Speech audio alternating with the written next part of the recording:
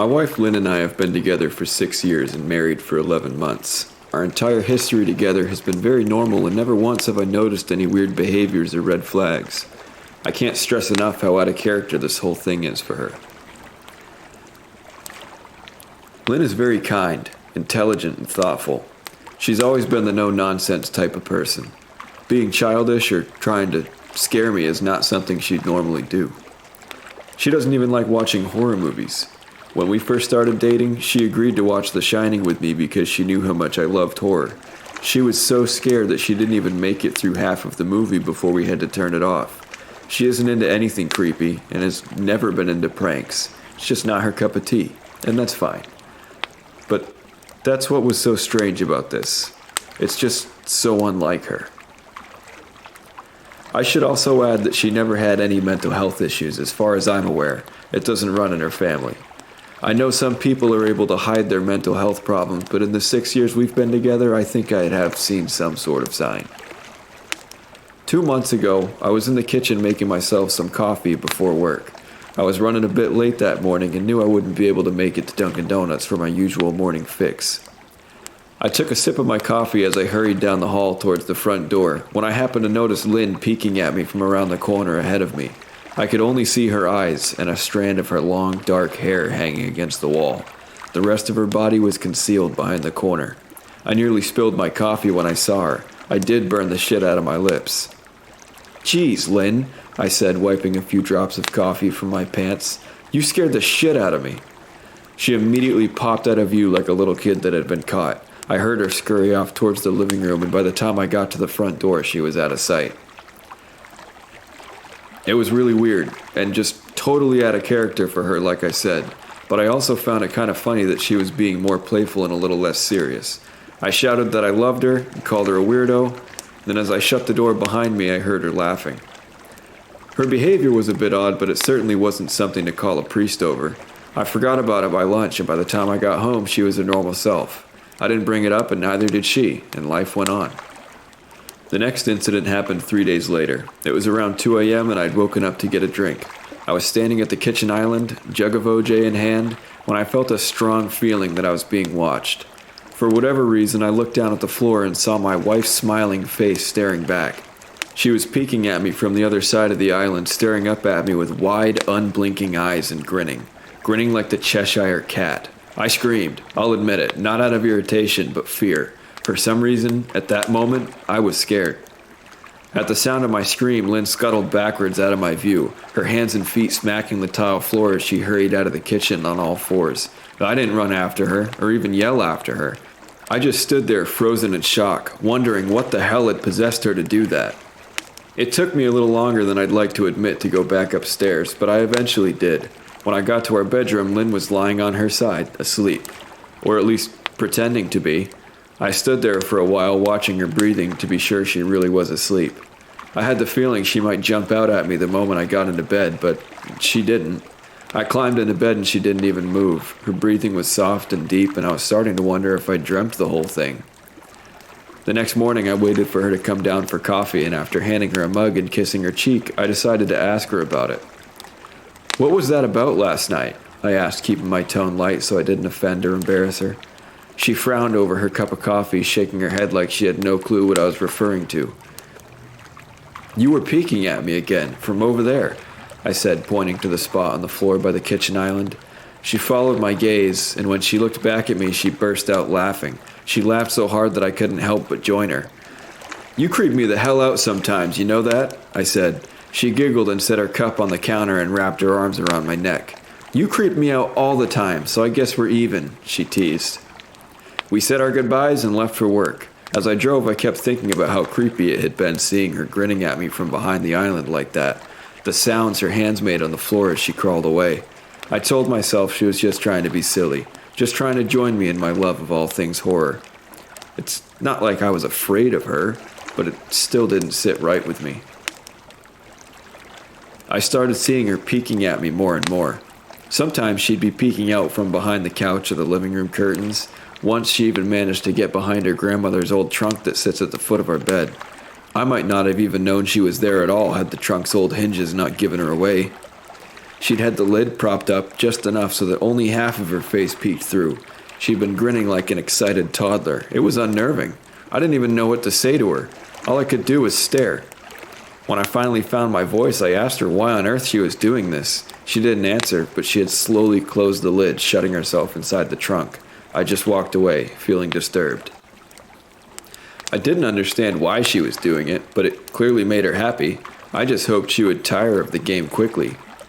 Lynn didn't peek at me for the next 2 weeks. I started to think she was done with her weird prank, and I was relieved.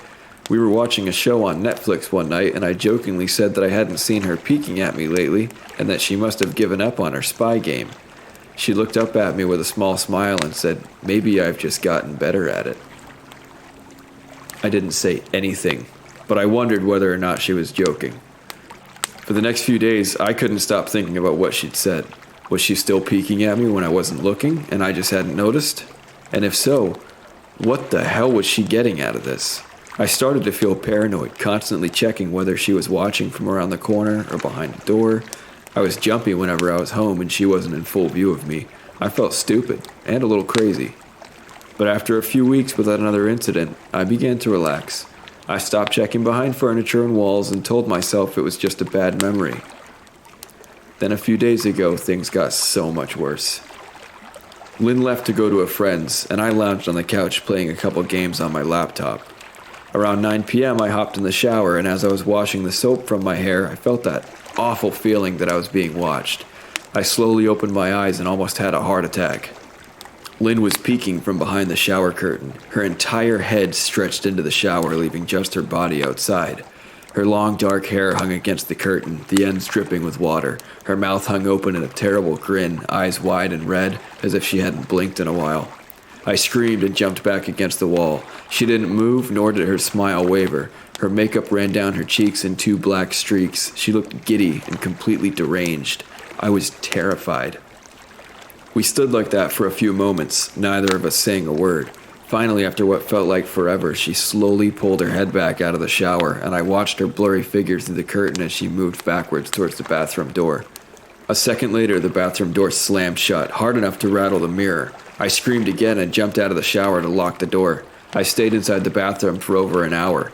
Maybe I overreacted to some of you, but joke or not, I wasn't going to put up with the crazy shit anymore. That's what I kept telling myself as I paced in the bathroom, stopping to listen at the door every few minutes. Suddenly, I heard a muffled sound, and I pressed my ear against the bathroom door, straining to listen. I couldn't hear anything, but I envisioned Lynn standing on the other side of the door, giggling at her joke.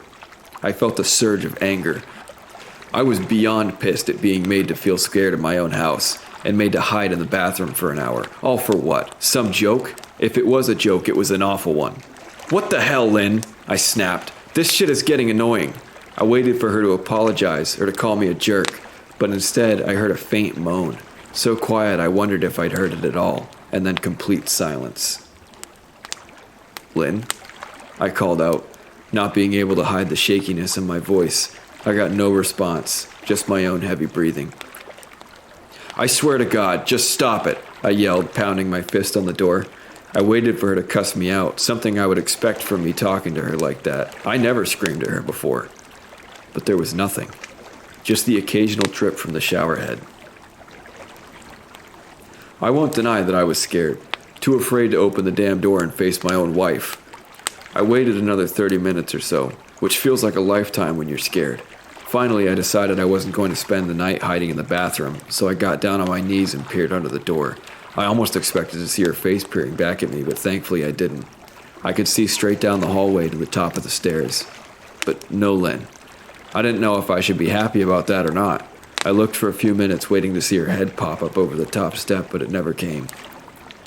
I stood, my hand hovering over the door, and mentally prepared myself to open it. I slowly turned the lock with shaky fingers and was about to yank it open when I heard a sound that still makes me feel nauseous when I think about it. A moan. Louder than before, but this time I was able to tell just where it was coming from. I turned my head to the closet door as if in slow motion and locked eyes with my wife, who was peeking out at me from the slight gap. Her eyes were still wide as ever, and her mouth was hanging open in the most grotesque, gaping smile I'd ever seen. I didn't even scream. I was too scared for even that. Her hands were clasped to her chest, body trembling with sheer delight as if she could barely contain her excitement. A short, raspy moan bubbled up from her throat, deep and raw, sending a shiver through my entire body. Somehow I found the ability to pull the bathroom door open and ran as fast as I could all the way down the steps, snagging my keys and phone from the table in the living room before running outside to my car. I could hear her shrill laughter behind me, but I didn't hear her getting closer. I didn't bother shutting the front door. I drove away from the house faster than I legally should have, shivering the entire time, either from fear or the cold, maybe a little of both. I hadn't grabbed a coat or even a pair of shoes. I was still in my boxers and my hair was still damp. I drove straight to my brother Chris's house, about 40 minutes away, ignoring any and every call and text I got. I didn't check my phone until I was safely parked in my brother's driveway. Lynn had called 4 times and sent a flurry of texts, all wondering where I'd gone and why I left like that. I threw my phone at the dash in rage, furious at her nonchalant attitude. My brother and his wife were surprised to see me, especially dressed in just a pair of boxers, but told me to stay as long as I needed. Chris lent me some clothes and asked me what happened. I told him Lynn and I had a fight but didn't get into the details. I didn't want him to think I was overreacting, leaving my wife over a prank, even if it was a strange one. I mean, hadn't I encouraged her for years to lighten up instead of being so serious all the time? I had wanted her to relax and loosen up, but this was definitely not what I had in mind. I tried to sleep on their sofa, but my brain wouldn't let me sleep. Every time I closed my eyes, I saw Lynn's face staring at me from inside the closet. Knowing she'd been in there with me the entire time made my skin crawl. She'd never left the bathroom at all. Instead, she slipped inside the closet and slammed the bathroom door shut to fool me. The mere thought of going back home gave me anxiety. I tossed and turned, unable to sleep. Chris ended up giving me a sleeping pill so I was able to get a little rest. My sleep was filled with terrible dreams. All of Lynn's smiling face. I woke up just as the sun started to rise. My sore body ached from the sofa and I felt drained. I knew I'd have to call Lynn at some point, but I didn't know what to say to her. I wouldn't be going home unless she gave me her word she'd never do any more creepy shit. I just wanted my wife back. Her normal, serious self never looked so good to me. I was contemplating calling her and telling her that when the familiar feeling came over me. I was being watched. I was staring at the ceiling, my heart in my throat. I didn't want to look away, but the longer I ignored the feeling, the worse it got. My eyes drifted away from the ceiling almost on their own. Her face was pressed up against the window beside the couch, staring down at me with the same gaping smile. Drool dribbled down her lips, leaving 2 long streaks down the glass. I didn't know how long she'd been there, but something told me she'd been there for quite a while, possibly all night. I didn't bother screaming, though I was afraid anger trumped any fear I felt at that moment. I jumped up from the couch and pounded my palm against the glass. "Lynn, are you crazy? What the hell is wrong with you? Just go home," I shouted. "Now!" She didn't move, and her ghastly expression never changed. If anything, her smile only grew, as if she had never been more elated. I could hear Chris and his wife moving around upstairs, as if Lynn could hear them from her place outside. Her head twitched slightly in their direction, and she began to close her mouth slowly. Chris called my name from upstairs, obviously concerned. I turned to see him and his wife, Rebecca, hurrying down the steps. When I turned back to the window, Lynn was gone. The only sign she'd been there at all was the 2 streaks of drool still dripping down the glass. I tried explaining to Chris and Rebecca about waking up to see Lynn watching me through their window. They were skeptical. Who wouldn't be? Chris and I went outside to the spot in the front of the window, but there were no footsteps in the dirt, just a slight indent. Animal, probably, Chris guessed, and I didn't argue. He and Rebecca assumed I dreamt the entire episode, but they didn't understand, and I was too tired to explain it to them. I called out of work that day and turned my cell off. I didn't want to face Lynn. Just talking to her was too much for me at that point. I really started to believe something was irreversibly wrong with her, that no matter what promises she'd made, we'd never be the same again. The thought saddened me to my core. I cried most of the morning. By noon, I figured I was ready to confront her, give her one last chance to explain herself. I could at least give her that after 6 years, I told myself. I turned my phone on and saw the dozens of texts she'd sent, all from a seemingly concerned wife. "Can we talk? I love you. Please call me. I'm really worried. Can you answer? Just come home." And more of the same. All texts telling me that she loved me and she wanted me home. How worried she was. Not a damn one addressing the crazy shit she pulled. Like she hadn't been acting like a character from a Stephen King book. Even her texts were different.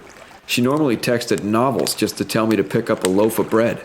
You'd think she'd have more to say to me after her bizarre shenanigans. I know it probably seems childish to some of you who are miles away from this situation, but if you saw the way Lynn had looked at me, how she scampered away on all fours like some wild animal, grinning at me from inside the closet like a lunatic, then I think you'd find my reaction was warranted. I ended up staying with Chris and Rebecca for another night. I didn't wake up yesterday until afternoon, and thankfully I didn't see Lynn's face watching me through the window. I don't want to pry because it's not my place, but is this fight something that can be mended? Rebecca asked. She'd made us both a sandwich for lunch, and I knew she wanted to breach the subject without seeming to be nosy. I don't know, she's like a different person, I said, choosing my words carefully. I still wasn't ready for her or Chris to know the full extent of the batshit craziness I had been dealing with. People change, Ben, but she's still the same woman you married. Maybe you both just need to talk through your issues.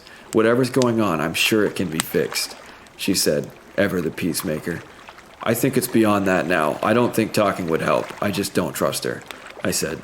The words stung in my heart. I missed and loved my wife, but how could I live with someone like that? Living in constant fear didn't sound too appealing. Lynn loves you. She has to be absolutely crushed, she said. I don't know about that, I said. Well, she certainly seemed like it to me. I've never seen her so upset, very much unlike the Lynn I know, Rebecca said, shaking her head sadly. It took a full minute for her words to really sink in, and when they did, I felt dread worming its way through my skin. Wait, what do you mean? You saw her? You saw Lynn? I asked, my mouth suddenly dry.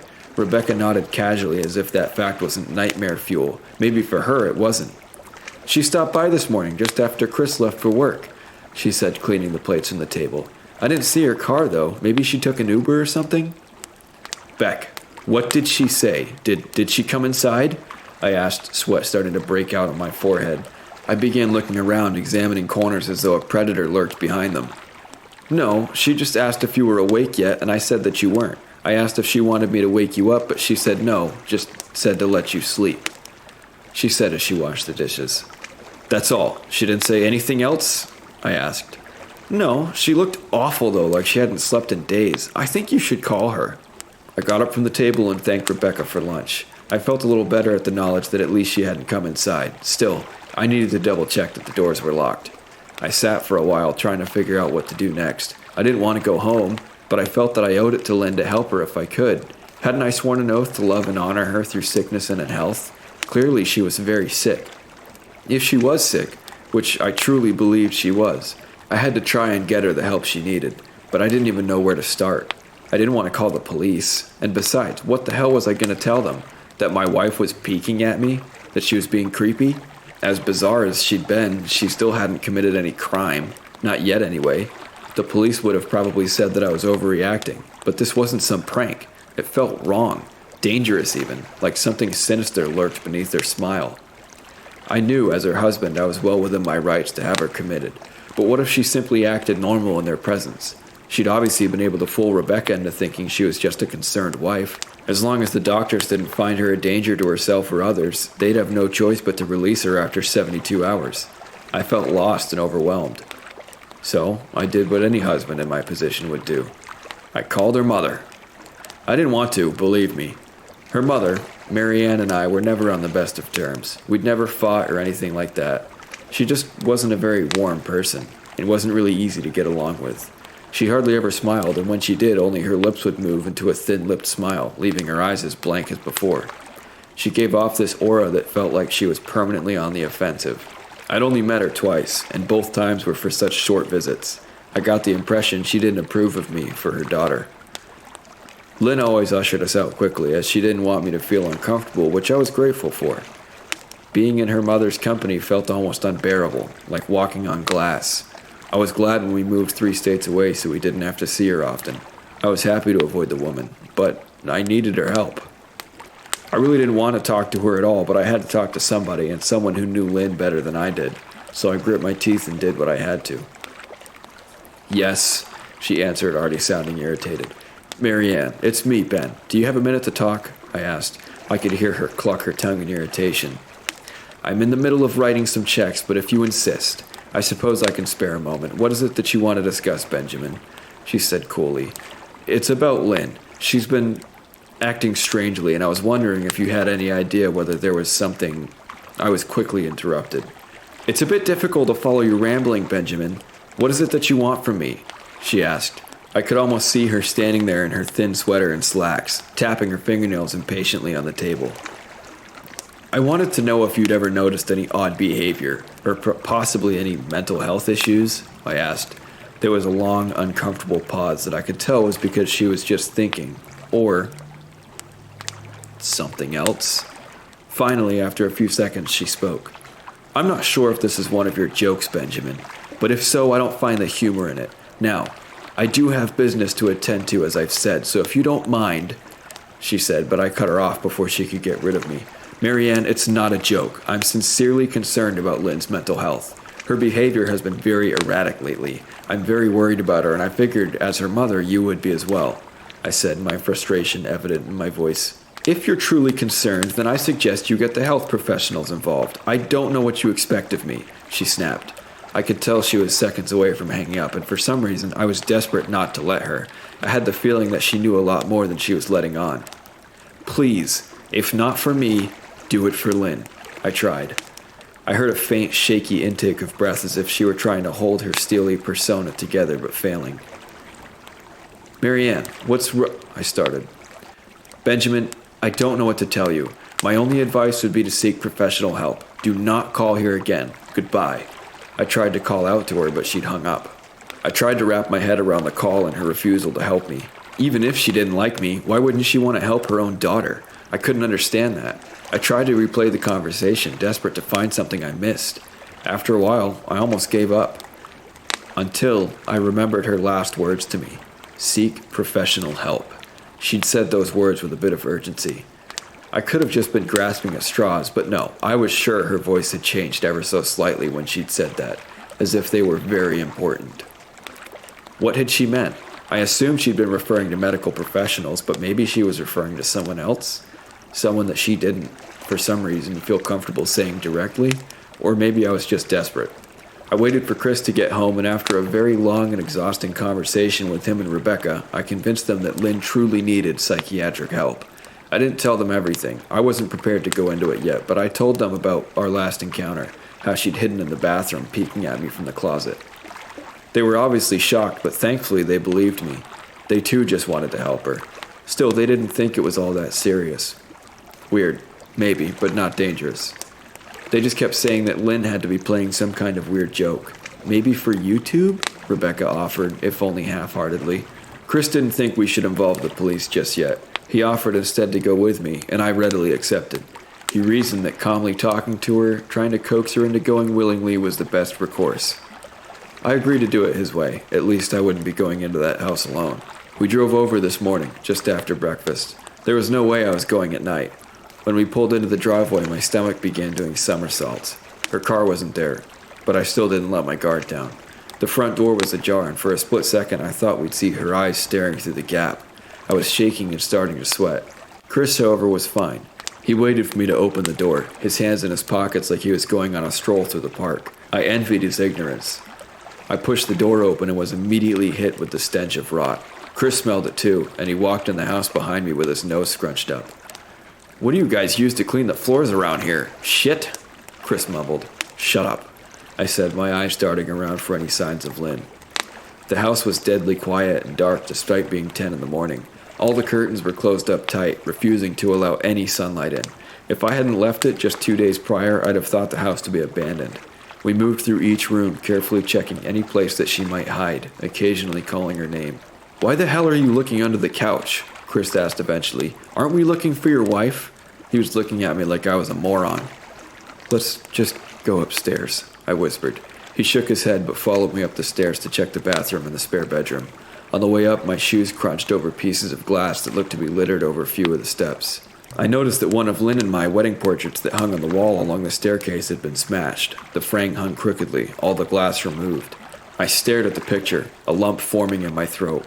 We had taken the photo just after leaving the church, after saying our vows. She looked so beautiful in her white gown. I looked at Lynn's beautiful face. I never dreamed her face would ever be a source of terror for me. We climbed the rest of the steps and checked the spare bedroom, but it looked completely untouched. I was hesitant to go into the bathroom, my fear from that night coming back to me all at once. Chris noticed and offered to go in by himself, but I couldn't let him do that. So we walked in together, checking the closet and the shower. The bathroom looked as if it hadn't been touched since the night I left. "I don't think she's here, Ben. Why don't you go pack some clothes and we'll try coming back tomorrow or something," Chris said. I nodded and went into our bedroom and shoved some clothes into a duffel bag. When I checked inside our closet, I came across the source of the smell and gagged. Chris took one look and lost all color in his face. He had to go stand by the stairs to get away from the sight and smell. I gazed down in shock at what lay inside my bedroom closet. Soaking into the rug were at least a dozen eyeballs, all carefully laid out in pairs. Some were as large as a quarter, while others were as tiny as a marble.